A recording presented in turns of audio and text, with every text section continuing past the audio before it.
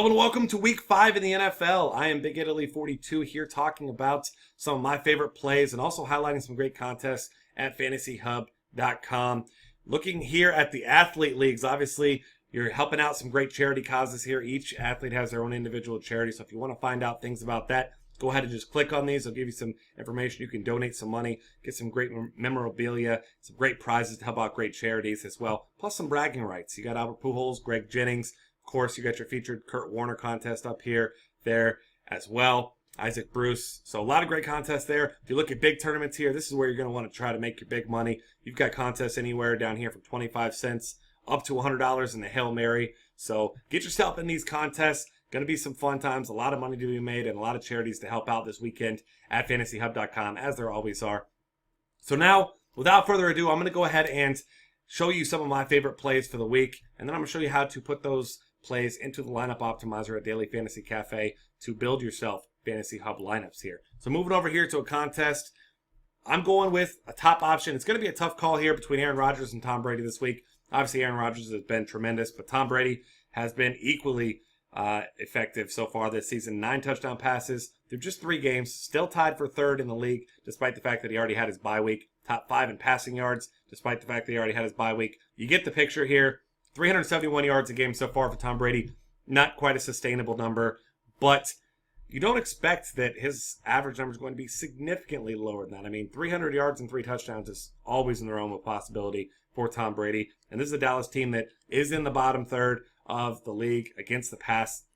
Struggled in some key spots last week against less than 100% Drew Brees. I love Tom Brady and his weapons. Looks like he's here trying to stick it to the man, if you will, this season with his performance. And the Patriots, I mean, they look like an unstoppable force on offense. So I'm a big fan of Tom Brady's here. Some other guys to consider. I mentioned Eli Manning and Phillip Rivers in my article here. I like both those guys in great matchups. And Phillip Rivers especially in that late game at only $6,100. But trying to give you as much value as possible here with this pick. I'm going with Jay Cutler. I know Jay Cutler's burned plenty of people in the past. He's not the most consistent, reliable option. But minimum salary for quarterbacks on FantasyHub is $5,000. He's listed at $5,100. Had kind of a surprise return last week. Went for 281 yards and 2 touchdowns against the Raiders. If you get that production this week, you're absolutely thrilled with that from Jay Cutler in this matchup against Kansas City. And, oh, by the way, the Chiefs are 30th in the league against the pass this season. So adding a little bit more to it, Alshon Jeffrey still not participating in practice. This is late in the week now. You don't know if he'll go or not. I still like Jay Cutler. He's got Martellus Bennett at a Royal, played well last week. Obviously, Matt Forte is a threat in the passing game. Marquez Wilson had a decent game as well. So he has weapons, but if Alshon Jeffrey plays, he gets bumped up even higher for me in this good matchup. So I like Jay Cutler there as a cheap play, but I'm going to be getting Tom Brady where I can, and there's plenty of value to help you do that. So moving over here to the next position at running back, top option for me.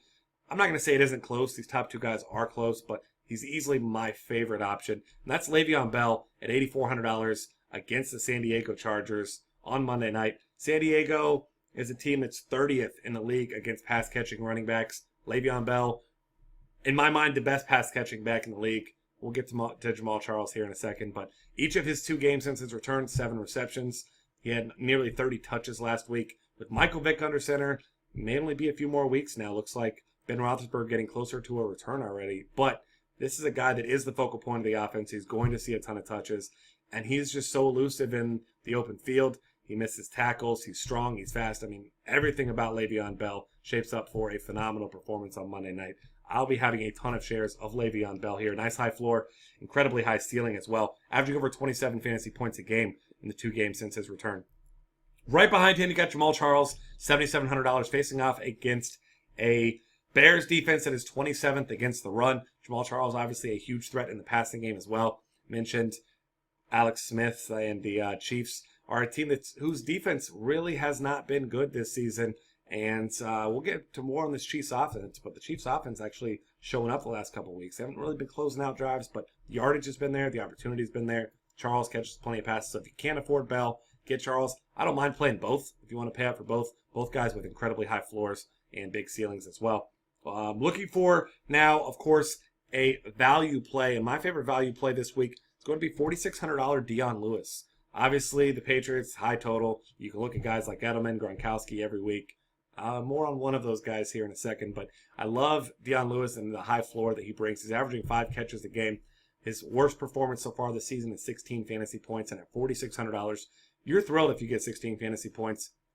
Not the goal line back. That distinction belongs to LeGarrette Blount, but between the 20s, Dion Lewis, tons of opportunity, catches passes, gets runs out of the backfield, and more importantly, he has the trust of Bill Belichick and Tom Brady, which is not something we've seen very many times from running backs. So I love Dion Lewis as a cheap play against the Dallas team that, like I said, not a terrible defense, but they're 29th in defending pass-catching running backs according to Football Outsiders. So Dion Lewis, nice value play for you there.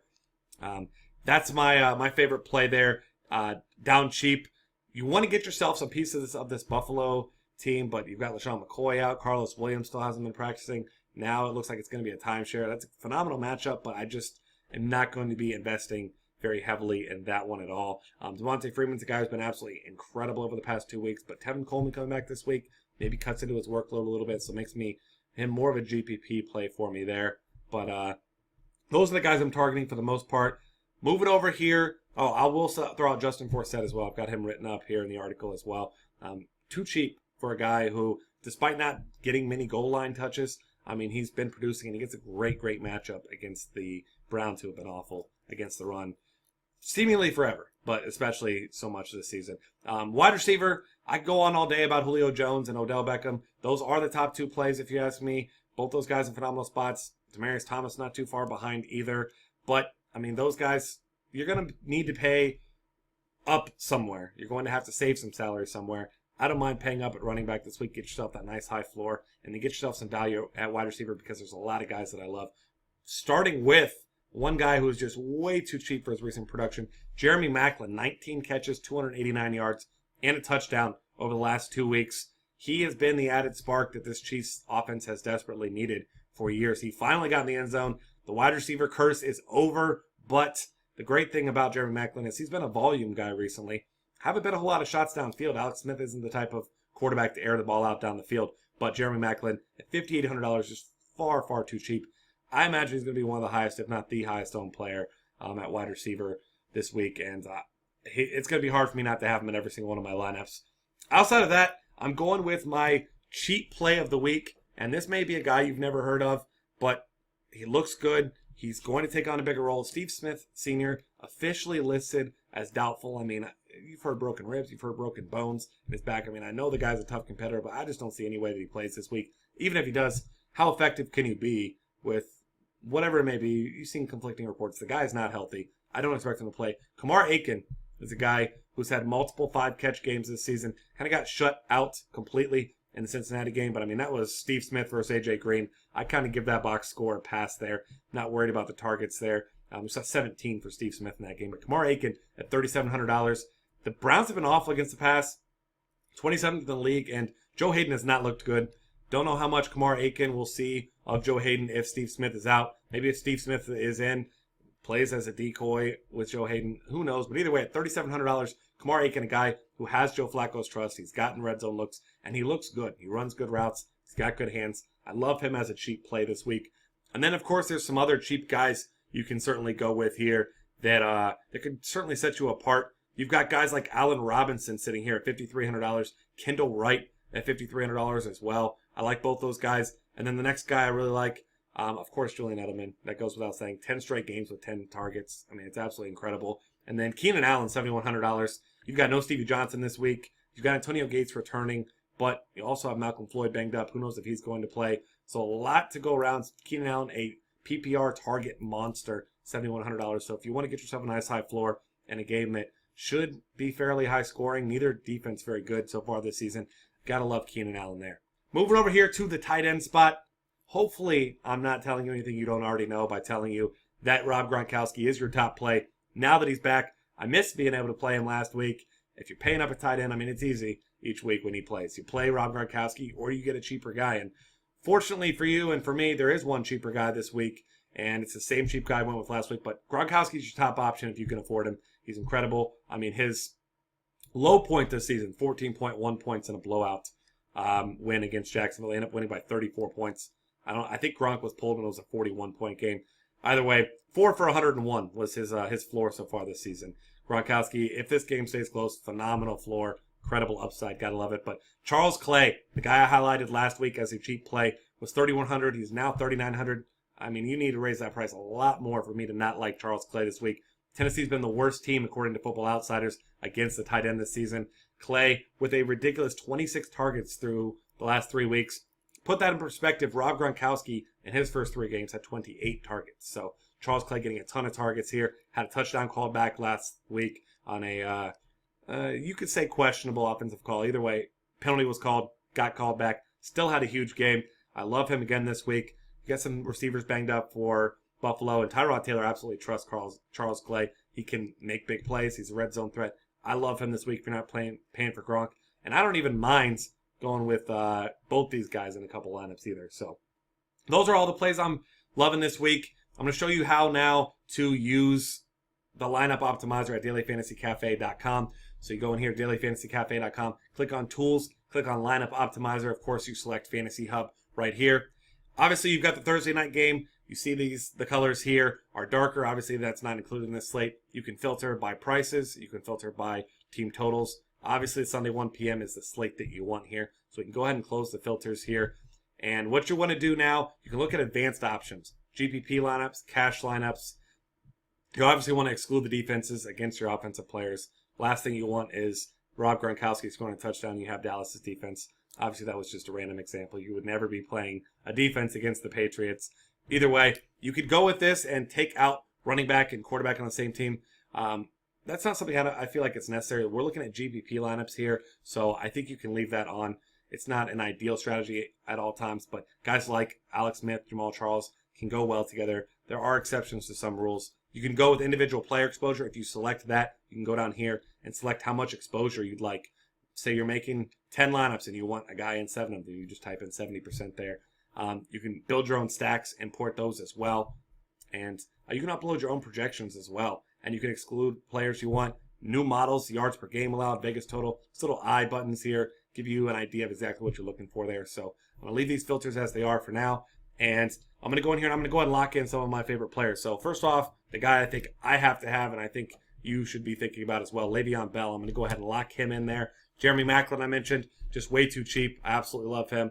I'm going to go ahead and lock him in there. And then you can decide how many lineups you want to do here. So I'll go with 10. You can do 1, as you see, 5, 10, all the way up to 100 lineups there. I'm going to go with 10 lineups here. Get yourself some diversity. You can kind of see what you can get here. You go ahead and generate those lineups. It'll bring up lineups for you.